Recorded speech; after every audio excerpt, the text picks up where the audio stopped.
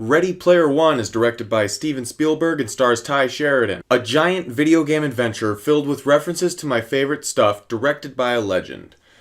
Well, yeah, it was sweet.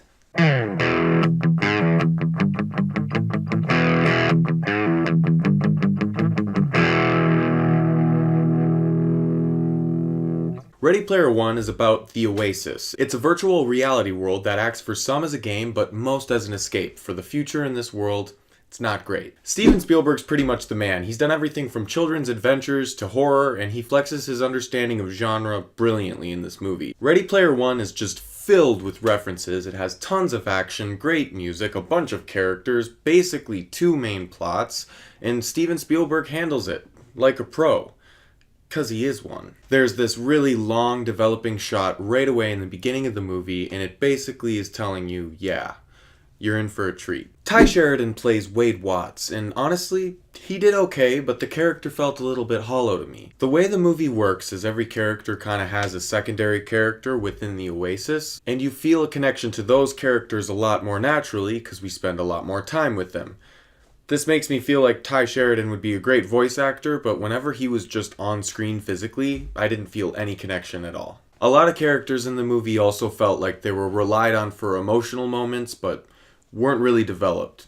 That's kind of a problem for me. Mark Rylance as Halliday was brilliant. I have to talk about him because he really stuck out, and whenever Mark Rylance is in a movie, I'm excited, and he killed it. The movie's visuals were nothing short of spectacular. I'm talking, throughout the movie I kept thinking, this is what CGI was made for. The director of photography was Janusz Kaminski, who's been working with Steven Spielberg since the 90s. Together they bring us beautiful settings, focused clean action, and a sequence pulled out of one of my favorite movies ever. Whenever we're in the Oasis, it feels like it could be a real game and you just wish it could be. Whenever you weren't, you're just waiting for them to go back in.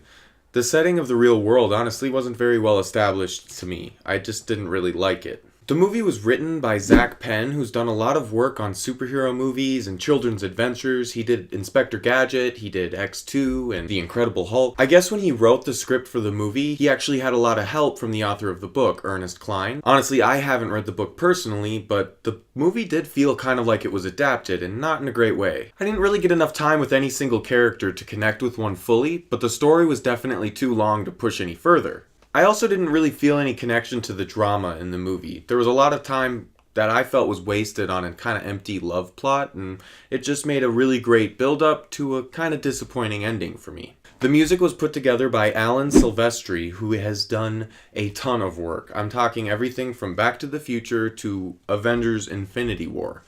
Just look this guy up. The music was probably the best part of the movie for me, second to the visuals. It was just so good. It had a really great way of playing on the nostalgia factor that the movie had without overdoing it. You could just tell that the person who made the music for this movie made music for some of the movies it was referencing. It was really cool. Overall, Ready Player One is a very fun, nostalgia-filled adventure that looked great and sounded awesome, but just didn't hit home dramatically.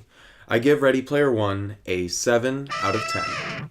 Hey guys, thank you so much for watching. If you like what you see, hit subscribe, and if you want me to review a movie you like, just put it in the comments.